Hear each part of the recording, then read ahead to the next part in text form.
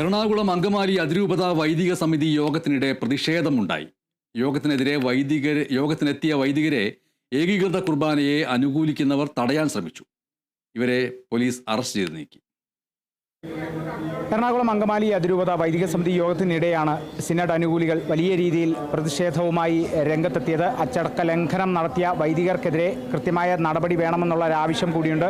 അതോടൊപ്പം തന്നെ മറ്റ് പല ആവശ്യങ്ങളും കൂടിയാണ് സിനഡ് അനുകൂലികൾ അടക്കം നിരത്തിക്കൊണ്ട് രംഗത്തെത്തിയിരിക്കുന്നത്. അവരുടെ ആവശ്യങ്ങളൊക്കെ എന്തൊക്കെയാണെന്നുള്ളത് നമുക്ക് കൃത്യമായി കേൾക്കാം. ഇപ്പോൾ ഈ പള്ളി ട്രസ്റ്റി അഡ്വക്കേറ്റ് ജോയ് ജോർജ് നമ്മളോടൊപ്പം ചേർന്നു. സർ, എന്താണ് പ്രധാനപ്പെട്ട പ്രശ്നം? എന്താണെന്ന് വെച്ച് കഴിഞ്ഞാൽ, ഇവിടെ കഴിഞ്ഞ് 8-9 മാസമായി അനധികൃതമായി താമസിക്കുന്ന പുരോഹിതനെ 24 മണിക്കൂറിനകം ഇവിടെ നിന്ന് റിമൂവ് ചെയ്യണമെന്ന് സഭയുടെ പരമോന്നത കോടതിയായ ട്രിബ്യൂണൽ ഉത്തരവിട്ടിട്ടും ഇപ്പോഴും ആ പുരോഹിതനെ നീക്കം ചെയ്യുവാൻ വേണ്ടി യാതൊരു നടപടിയും സ്വീകരിച്ചിട്ടില്ല.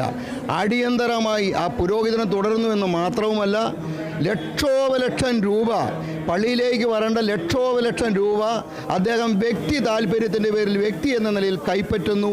അത് പള്ളി അക്കൗണ്ട് ചെയ്യപ്പെടുന്നില്ല. അതാണ് ഏറ്റവും വലിയ പ്രതിഷേധം.